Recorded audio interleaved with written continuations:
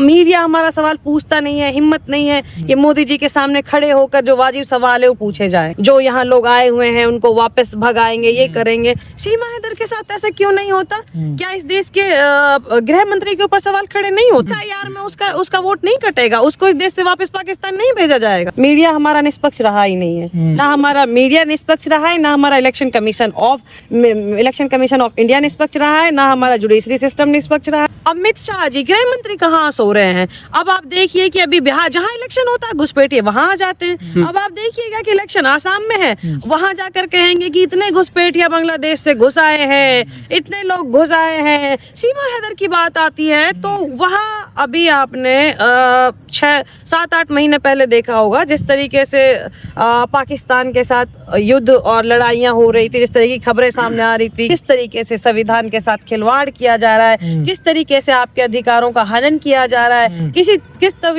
जो संविधान के जरिए बाबा साहेब ने हमें अधिकार दिए हैं उनका किस तरीके से मजाक उड़ाया जा रहा है, हनन किया जा रहा है। किस तरीके से वोट देने का अधिकार, जो सबसे बड़ा अधिकार मैं मानती हूँ इस देश में, एक नागरिक का सबसे बड़ा अधिकार होता है सरकार को चुनने का अधिकार, धीरे धीरे वो अधिकार लोगों से छीना जा रहा है। मेरा तो ये मानना है कि SIR भी NRC का एक कदम आप मान सकते हैं। आज लोगों से वोट देने का अधिकार छीन रहे हैं बिना उनको सही टाइम दिए, उनको अपनी बात साबित करने के, उनके कागज उन तक लोग प्रोवाइड करवाएं, उसके पहले ही लोगों के वोट काट देते हैं। जल्दबाजी बहुत कर रही है सरकार, आखिर वजह क्या? यही वजह है कि आपने देखा होगा तकरीबन 15-16 जो BLO हैं वो उनकी जान जा चुकी है। लोग सुसाइड कर रहे हैं, BLO सुसाइड कर रहे हैं। इतना प्रेशर उनके ऊपर सत्ता ने बनाया हुआ है, सरकार ने बनाया हुआ है। बहुत गलत तरीके से लोगों के वोट काटने का काम किया। कल ही आपने सुना होगा कि अखिलेश जी ने भी एक सनसनीखेज खुलासा किया है कि बीजेपी की कोई मीटिंग वगैरह या कहां से उनके पास किस सोर्स से ये बात आई, लेकिन उन्होंने ऐसा दावा किया है कि बीजेपी यूपी में भी, उत्तर प्रदेश में जहां इंडिया गठबंधन के सांसद हैं, हर लोकसभा में 50,000 वोट काटने का उनका टारगेट दिया गया है। तो ऐसा ये लोग ऐसा षड्यंत्र रच रहे हैं ना, जैसा बिहार में आपने देखा कि वोट चोरी नहीं, वोट की डकैती मैं कहूंगी उसे, कि इन्होंने 65 लाख वोट काटे बिहार में।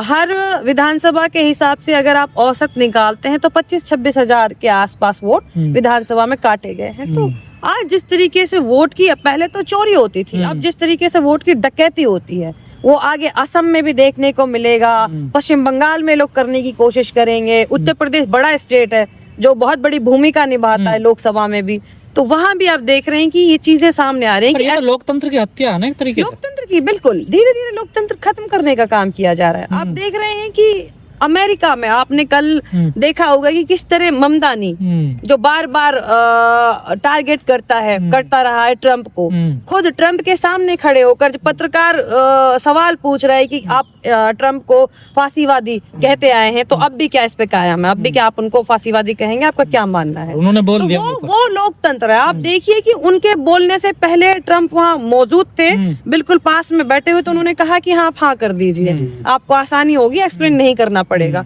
तो वो लोकतंत्र आज हमारे देश में नहीं बचा। देखिए बहुत कम समय में उन्होंने कई सारी चीजें बहुत अच्छी की, और एक आज के दौर में जो सबसे ज्यादा लोकतंत्र पे जिस तरीके से बुलडोजर से जो हमला किया जा रहा है कि मैं तो लोकतंत्र पे ही हमला समझती हूँ इसको, कि जिस तरीके से लोगों के घरों को बुलडोज किया जाता है बिना उसके संवैधानिक कार्यवाही के, ऐसे मनमर्जी वाली जो कार्यवाही है वो जो आज चल रही है, उस पे एक तरीके से रोक लगाने का काम, बदले की भावना से जो कार्रवाई, हाँ, बदले की भावना से जो कार्रवाई, उस पर उन्होंने रोकथाम लगाने की कोशिश की। आज के दौर में एक मैसेज देने का काम किया कि जिस तरीके से बहुत सारे जज आपने देखा भी कि प्रेशर में आकर किस तरीके के गलत फैसले देखने को मिल रहे हैं, यहाँ तक कि CCI के मुंह पे जूता भी मारा जा रहा है अभी। तो उस दौर में इस तरीके का फैसला लाना बहुत अपने आप में एक बड़ी बात है जो उन्होंने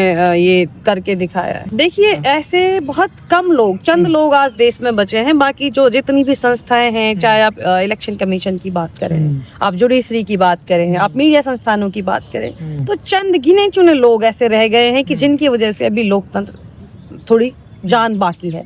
बाकी लोकतंत्र को जिस तरीके से ध्वस्त किया जा रहा है बीजेपी सरकार द्वारा, तो उस तरीके से आज हम एक ऐसे मुहाने पर खड़े हैं जहां हमारा देश एक ऐसे हाशिए पे है कि हम मजाक बन के रह गए हैं। इस तरीके का मतलब चारों तरफ हमारे बारे में, हमारे देश के बारे में जो चीजें हो रही हैं वो सही नहीं है। इतना बड़ा देश, इसको लोकतंत्र का देश कहा जा रहा है, आज वहाँ लोकतंत्र बचा। बहुत ही मुश्किल समय है और बहुत ही प्रेशर हर संस्था में, हर इंसान के ऊपर बहुत ही ज्यादा प्रेशर सत्ता डालने का काम करती है। और बहुत चंद लोग हैं जो बड़ी मुश्किल से अपनी आवाज उठा पाते हैं। तो कहीं ना कहीं इन्होंने जो बुलडोजर के मामले में जो इन्होंने अपना जो आदेश दिया, जो एक वो मिसाल कायम की, वो अपने आप में बहुत बड़ी बात है। कहीं ना कहीं आपने देखा कि जज को जिस तरीके से लोया का जो केस था, जज लोया का जो केस था, क्या हुआ, तो हर किसी को डर भी लगता है। जब से बीजेपी सत्ता में है, कितने पत्रकारों को किस तरीके से मरवाया गया। पक्ष पूरी मजबूती के साथ खड़ा हुआ है। अब बार बार राहुल जी को देख भी रहे होंगे, अब सुन भी रहे होंगे कि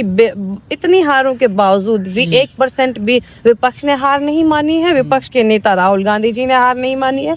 राहुल गांधी जी आज भी उसी तरीके से और उसी एनर्जी के साथ खड़े हुए हैं और आगे भी खड़े रहेंगे। डंके की चोट पे क्या विपक्ष का नेता, मतलब जिस तरीके से काम विपक्ष कर रहा है, आपको लगता है बीजेपी को हरा पाएगा?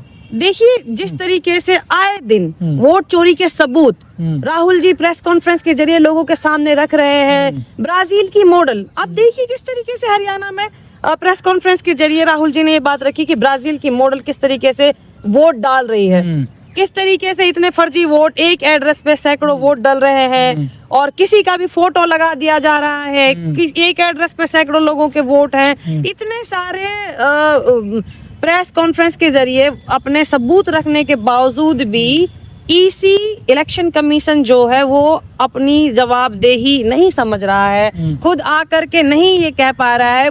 उल्टा विपक्ष के नेता पे और विपक्ष पे प्रेशर बनाया जा रहा है। 272 करीब लोगों ने जो राहुल गांधी जी के खिलाफ लेटर लिखा है, आपने भी देखा होगा कि वो किस तरीके से बीजेपी से उनके तार जुड़े हुए हैं। आपने देखा होगा कि उनका खुद का क्या बैकग्राउंड रहा है। जो इनका जो हिंदुत्व वाला मुद्दा है, ये सब मुद्दों पे हावी हो रहा है। देखिए, लोग अगर हिंदुत्व का मुद्दा हावी होता ना तो इनको वोट की डकैती बिहार में करने की जरूरत नहीं पड़ती। कहीं ना कहीं हिंदू मुस्लिम का जो मुद्दा है वो फीका पड़ता जा रहा है। लोग धीरे धीरे समझ रहे हैं कि जो धर्म का जो चूरन चटाया जा रहा है ना, उसमें हिंदू मुस्लिम ऊंचे नीचे सभी वर्ग के लोगों का नुकसान हो रहा है। जो महंगाई बढ़ रही है, बेरोजगारी बढ़ रही है, आए दिन कहीं भी कोई अटैक हो जाता है, कहीं भी कोई घुसपैठिया हमारे देश में घुस जाता है, वो सब चीजें लोग समझ रहे हैं। लेकिन इसी वजह से इन लोगों ने SIR के जरिए वोट काटना, बेईमानी करना, फेक वोट डलवाना, ये सब चीजें इसीलिए क्योंकि हिंदू मुस्लिम का जो मुद्दा है वो कहीं ना कहीं धीरे धीरे बेअसर होता है। तमाम साधु संत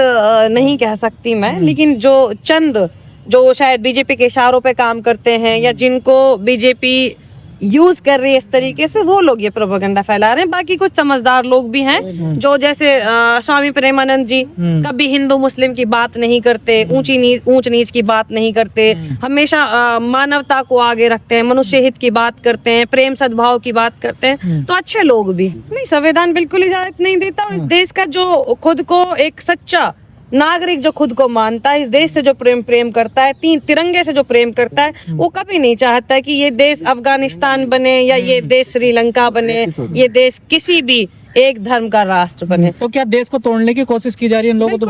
देश को तोड़ने की कोशिश की जा रही है और जो फिरका परस्त ताकतें हैं उनको मजबूत करके अपनी सत्ता का फायदा उठाया जा रहा है राजनीतिक रोटियां सेकी।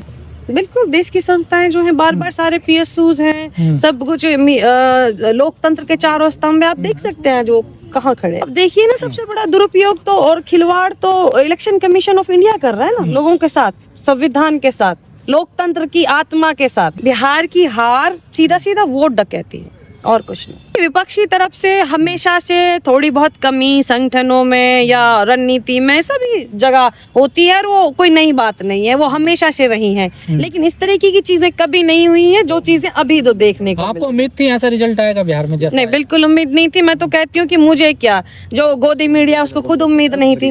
आपने भी देखे होंगे किस तरीके के आंकड़े दिखाए जा रहे थे और रिजल्ट बिल्कुल एकदम अलग ही आया। जो किसी के मंत्री हैं वो कह रहे हैं कि मुसलमान जितना ज्यादा पढ़ा लिखा है उतना ही बड़ा आतंकवादी है।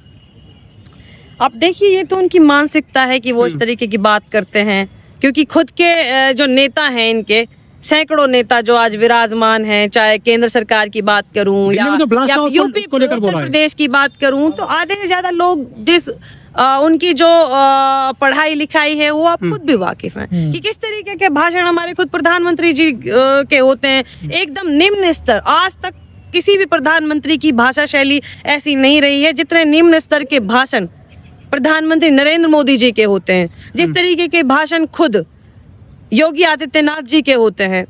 क्या मतलब सरेआम ये धर्म की, जाति की, ऊंच नीच की बात करते हैं, किस तरीके का, मतलब इतनी जहरीले जो इनके भाषण होते हैं वो खुद इनकी मानसिकता को दर्शाते हैं। न्यूयॉर्क में मुसलमान एक मेयर बन जाता है, लेकिन भारत में बीजेपी मुसलमानों को ना टिकट देती है ना उनको सांसद बनाने देती है। क्या दिक्कत है मुसलमानों से बीजेपी को? देखिए दिक्कत यही है सर, 80-20 का खेल है। हाँ। जब 20% का दर दिखाएंगे तो 80% को एकजुट करके एक तरफा करके वोट लेते आए हैं, लेकिन धीरे धीरे मैं अभी भी आपसे कहा थोड़ी देर पहले कि धीरे धीरे ये चीजें बेअसर हो रही हैं, वक्त के साथ साथ आगे और बेअसर होंगी। अभी है असर, लेकिन जो 2014 में जो असर था इनका शुरुआत में हिंदू मुस्लिम का, धीरे धीरे जनता उसको समझ रही है, धीरे धीरे वो असर कम होता जा रहा है। इसीलिए इन्होंने SIR को नया हथियार बनाया। बुलडोजर के निशाने पर हैं उत्तर प्रदेश में मुसलमान। जो तौकीर रजा साहब हैं, उनके एक रिश्तेदार का मकान कल धराशायी कर दिया गया है। आखिर बुलडोजर से कब छुटकारा मिलेगा मुसलमानों को? देखिए ये तो, इस सवाल का जवाब तो सत्ता ही देगी कि ये ऐसा कब तक चलेगा, कब तक इस देश के लोकतंत्र के साथ खिलवाड़ करेंगे, छिन्न भिन्न करेंगे लोकतंत्र की आत्मा को, संविधान के साथ खेलेंगे, कब तक ये इनका रहेगा। बाकी विपक्ष में होने के नाते कांग्रेस पार्टी से जुड़ी हुई हूँ तो, और कांग्रेस पार्टी की सिपाही हूँ, राहुल जी की सिपाही हूँ, तो हम अपनी तरफ से जो हमारी लड़ाई है उसको हम पुरजोर तरीके से लड़ रहे हैं, लड़ते रहेंगे जब तक हम लोगों के अंदर जान बनी हुई है, तब तक राहुल जी, कांग्रेस पार्टी, पूरा विपक्ष आम जनता के लिए लड़ता रहा। देखिए आए दिन देश में कहीं ना कहीं दंगा फसाद तो हो ही रहा है। देश में हो क्या रहा है? दंगा फसाद, जब कहीं इलेक्शन होते हैं तब दंगे होते हैं, कहीं